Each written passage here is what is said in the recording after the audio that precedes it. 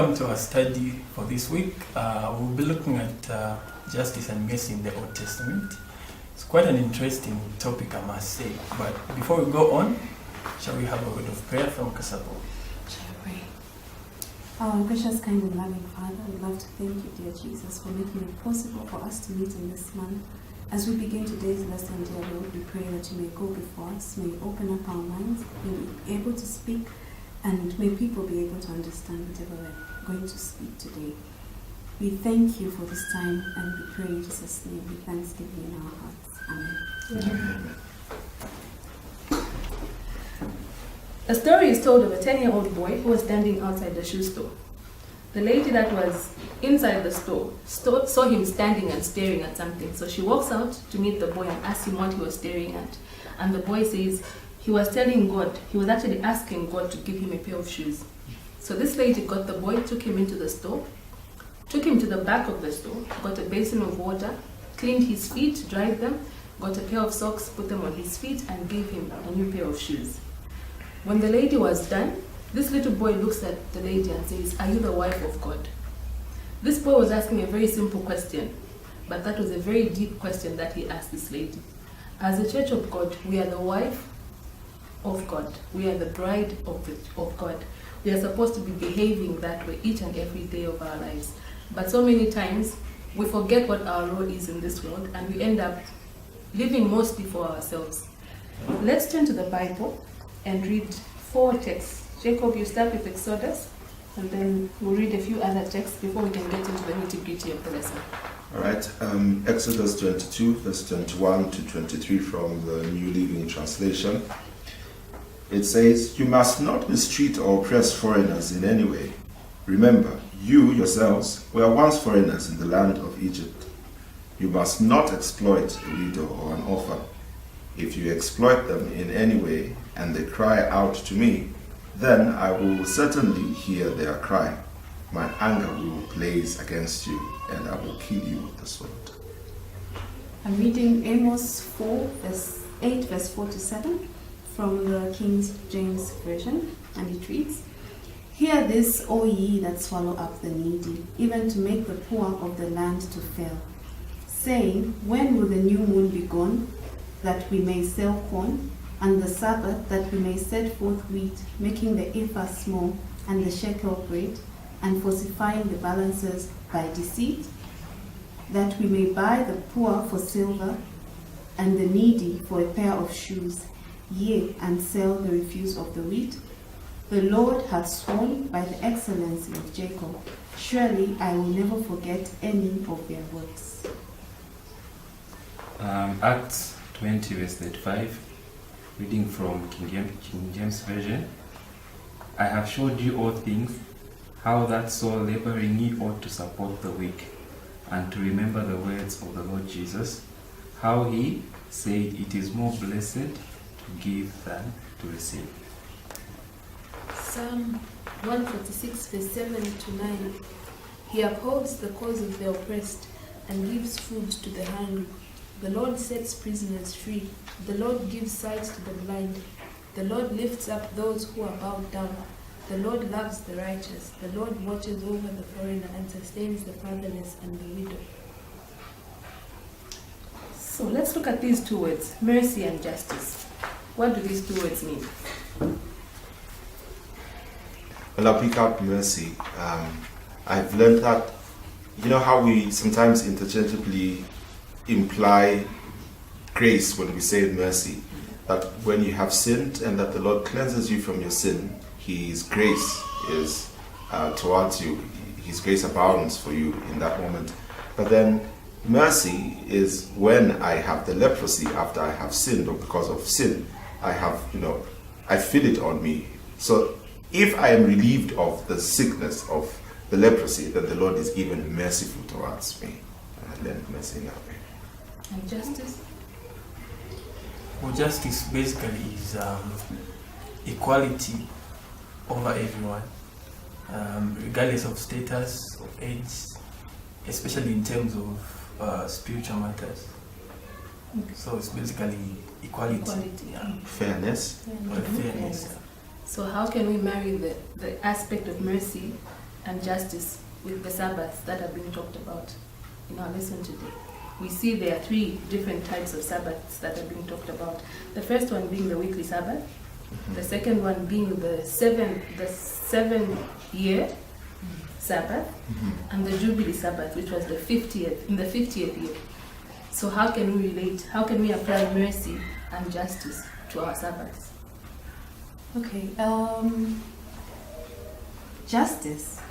I am not going to go to church on the Sabbath and rest while my maid is going to remain at home and is working.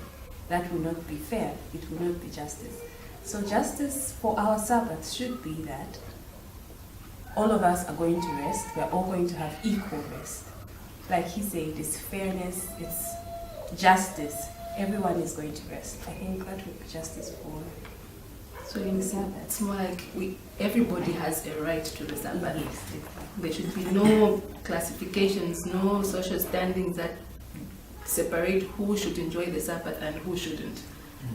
I think that's why even in Exodus 20 verse 8 going down, it talks about your maid servant, the visitor within your gates.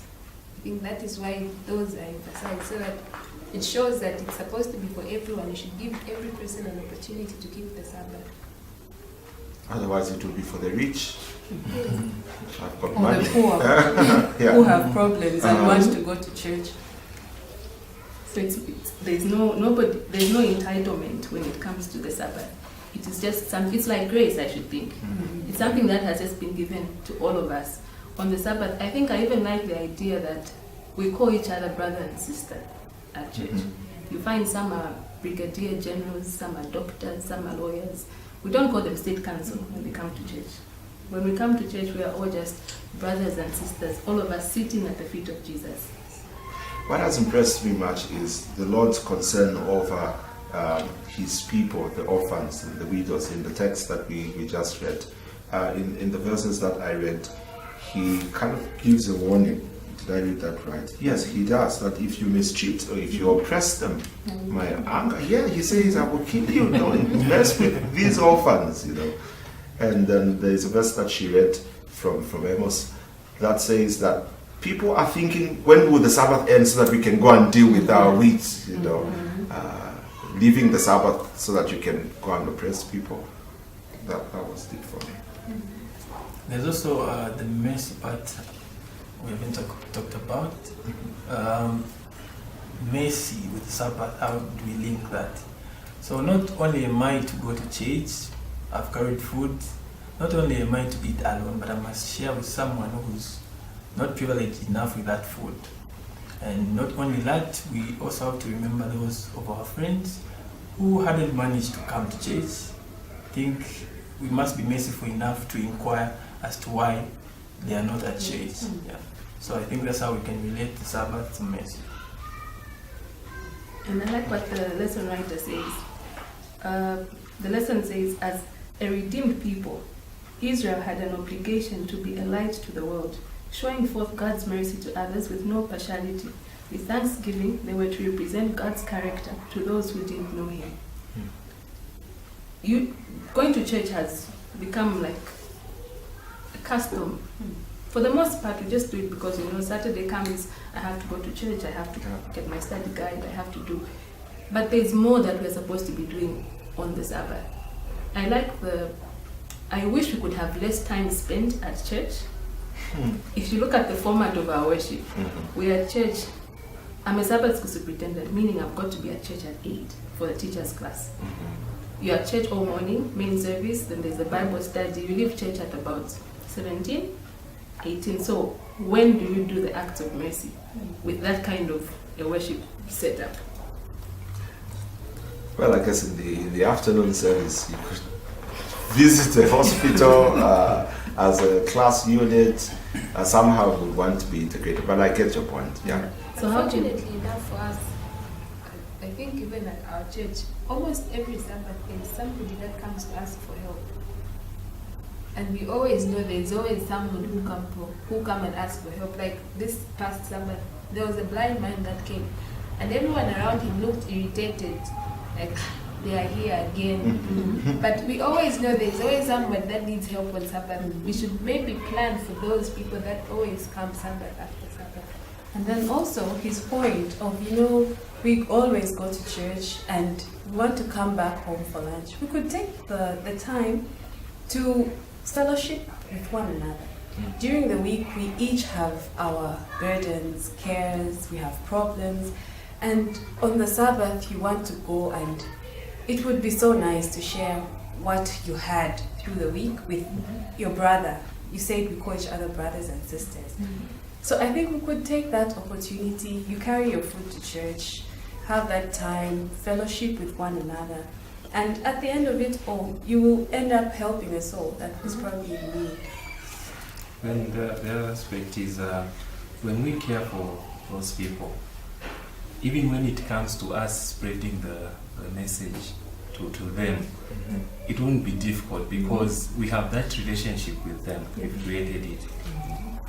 I was reading from Help in Daily Living. In the very first paragraph, at the end of the first paragraph of the second, it says that being lovable, the most powerful argument for Christianity is to be loving and to be lovable. And then there was another statement in My Character Verse 90, the second volume on social relationships, that Christ was highly social. Very, very social. That's what made him get engaged with the woman at the well, and he was very nice, such that the little kids want to run to him. The disciples just have to say, yo, don't come. And this is how he says, no, let the little ones come to me. He is very social. He is very engaging. And if we bring that, you read that we are a church and we are reflecting the image of God. That is the nature of Christ, and we have to pray that that should be the nature of every one of us individually and also collectively as a church. And when we have done that, and that is the first thing that we do, then yes, indeed, we will reach out and our preaching will really make much more sense. And talking about being social, yes, most of the time we go through experiences where you will go to church and you don't talk to people. Maybe you find someone is seated outside there and you just pass them by like that. And for you, it will be difficult for you to spread that message because you're not being social to people. And they really see us with the Bible, and we are dressed for church with a jacket, and with all the piety we walk towards the temple. And yet someone who is it's like the Good Samaritan story. We just bypass the drunkards, the people who really need us, and go to church. And they expect us to stop. Yes. They actually wait for us to stop. And when we walk by, I wonder what goes through their minds. It's deep. I'm not thinking, what is it that we do? Because even, amongst us, the six of us seated here, how many of us, when we get into church, sit down on our pew? How many of us turn to the left and right to say hello to the person that's seated there? Yes. If it's your friend, if I walk into church and it's Kasapo seated there, definitely I'll say you might not even stop. Yes. Maybe we might even carry on for about 5 minutes and let's concentrate. But those are some small things that we need to do. Because you don't know, the fact that you don't know the person seated there means you don't know what has brought them to church. For some, there have been many stories of people who've just gone wandering around the streets and then they see a sign that says church and they decide to walk in. And you simply saying hi, it might go a long way. Yes. So starting the next time we go to church, let's try a little harder. Yeah. I know sometimes people look very unfriendly, but it's your church, meaning that is your home. Yeah, they'll be sat like this. Look at you as though, hey, did you take a bath? Yeah, but let's give it a good shot, because then we are diluting the whole purpose of worship. Because what does the Bible say about what true worship is about? It is about our relationships with our fellow human beings. It's mostly, if we look at the 10 Commandments, have we noticed that the bulk of the commandments are about relationships with our fellow men?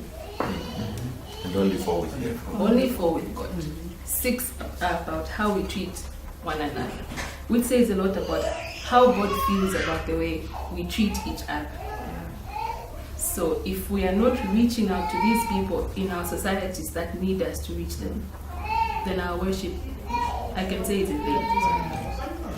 just before we move on, or before you give your submission, I have just noticed that the Lord is so much and was so much invested in the order of, or the idea of how life should be, how justice should prevail in the society of the Israelites.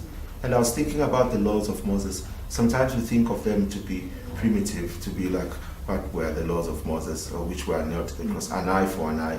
That was deep. In the day, that meant that, not to say, pluck one eye for me and I pluck yours out, no. But that if you knock out a headlamp of my car, I should not demand the whole car from you.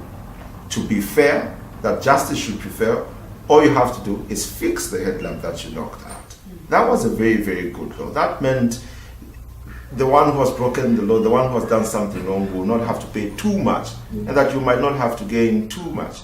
And so the Lord was very, very much interested in the welfare of his children, and he looked at the widows and the orphans in a special way. Well, I feel very, very protected as an orphan. Don't mess with me, man. Let's look at Isaiah 58 verse 2. Somebody should read Isaiah 58 verse 2. 58 verse 2 reads, Yet they seek me daily, and delight to know my ways, as a nation that did righteousness, and forsook not the ordinance of their God. They ask of me the ordinances of justice. They take delight in approaching to God. This text is talking about how we are constantly going to God. This was Israel being spoken about, but even in the present day, we are constantly going to God to ask for things. Constantly. Today you kneel down in the morning for a daily devotion, ask God to provide your daily bread, to forgive you your trespasses. What is this text condemning? What behavior is it condemning? What are we not to do as Christians in our prayer life? We shouldn't be selfish. Selfish prayers. Yes. I've noticed that there are times, in fact most of the times when I would kneel down to pray for things, I would pray, for instance, may you bless those who do not have food, that they might have food. Now, I don't know, somehow I expect manna to fall from heaven and it goes directly in their mouth. Yeah, but then that's mine to do. Yeah. I have to take some food to them. Yes. I have a duty to do. So it just doesn't end there to say, provide food for them. Like you have for me. My friend was going through a rough patch, and I suggested to her that maybe we should pray and fast on one day for her problem. By 10 hours I was hungry and unfortunately I ate because it wasn't my problem, it was hers. And then fortunately she sent me a text saying, sorry, I've also eaten. Okay. And I was sorry, deep. I was like, You're on the same page. we're on the same page. But one thing I learned from that is we shouldn't take other people's problems seriously. Just because it's not yours and you're not in pain like them, we should really get to pray and fast for others as well.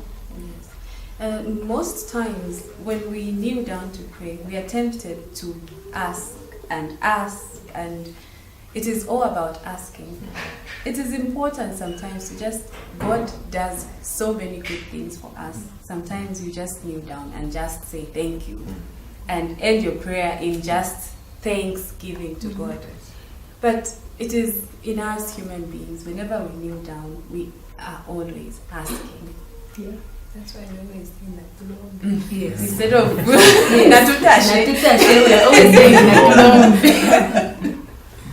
I have a friend who recently told me, "Oh, Jacob, I'm going to pray for you."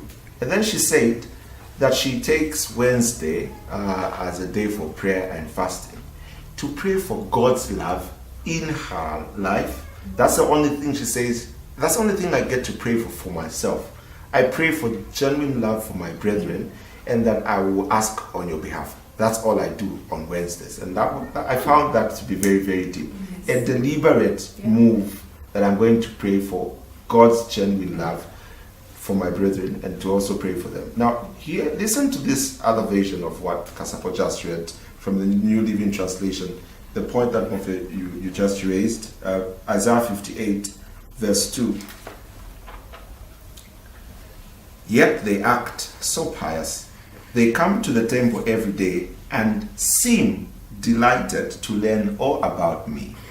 Not that we are even delighted, we just seem. They act like a righteous nation that would never abandon the laws of its God. That's the way they act.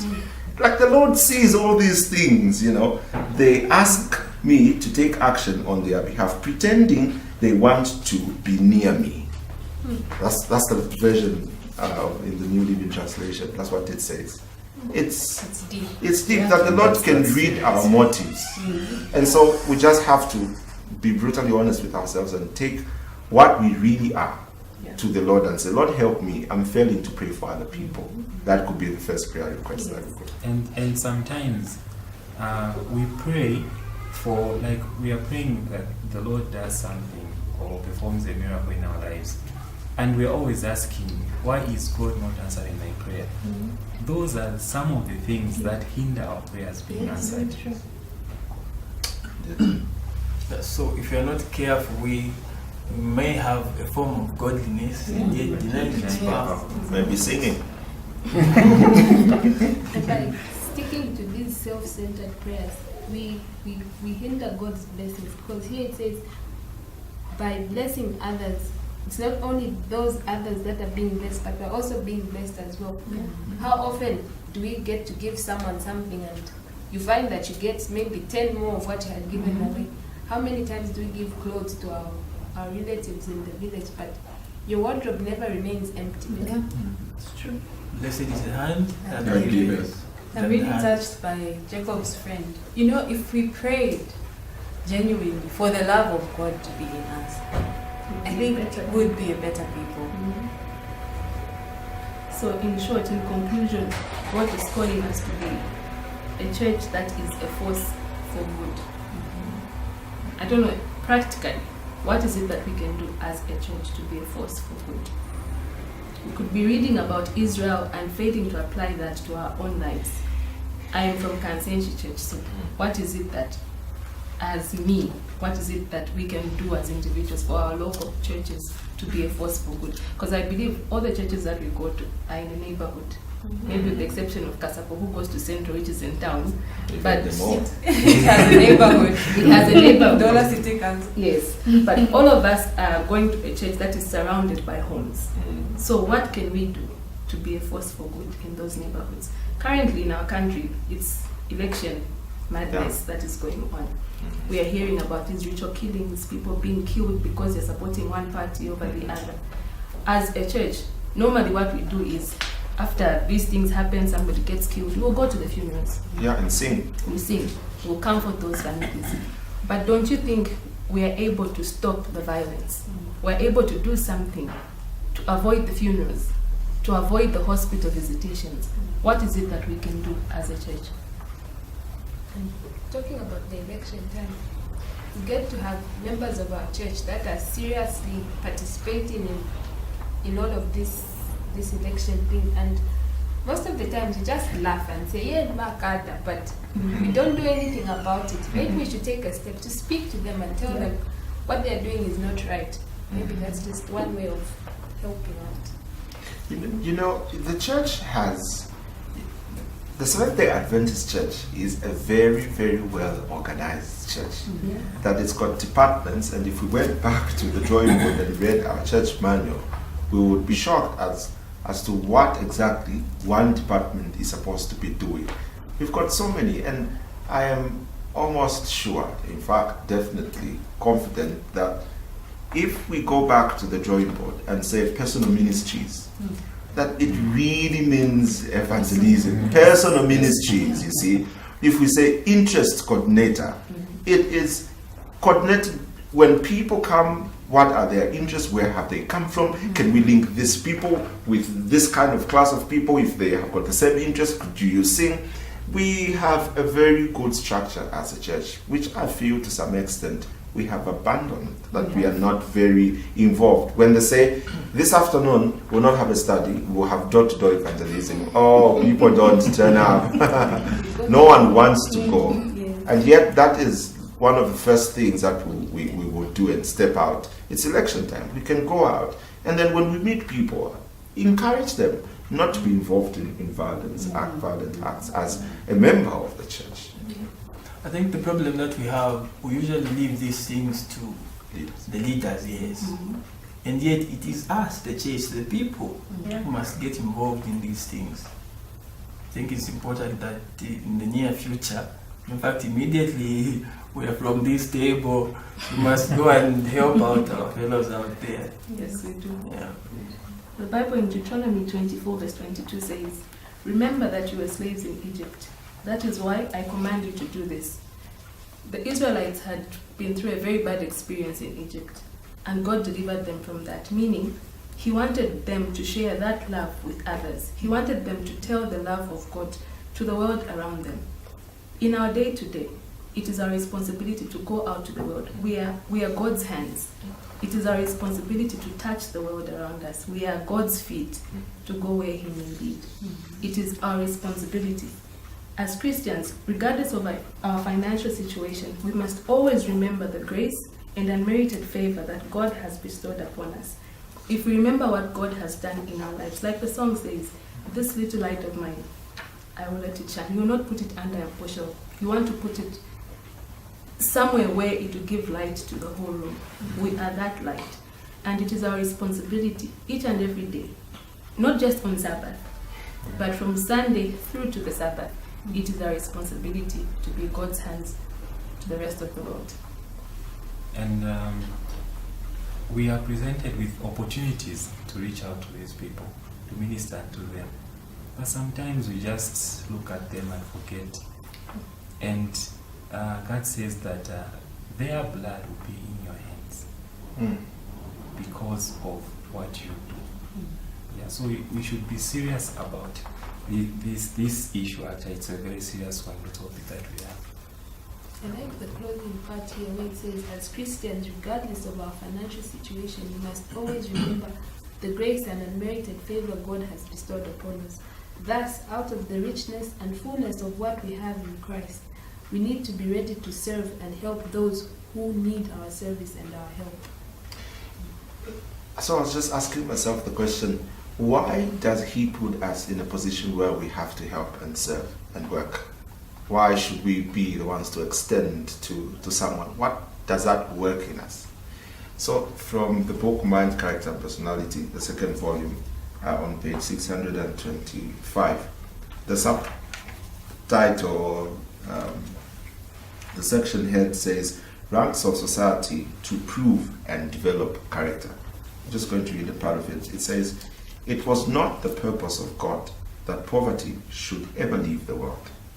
Now you have to get this right. It was not the purpose of God that poverty should ever leave the world.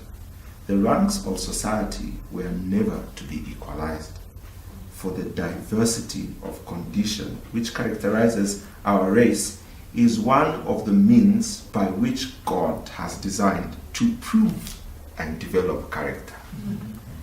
At whatsoever rank, place you are in, whatsoever social strata, whether you are the lower class, the lower class, the middle class, the working class, the upper class, or the rich ones, whichsoever class you are, there is a work for you. If you are on top there, it is to develop your character that you should look down and say, help your brethren who are down there.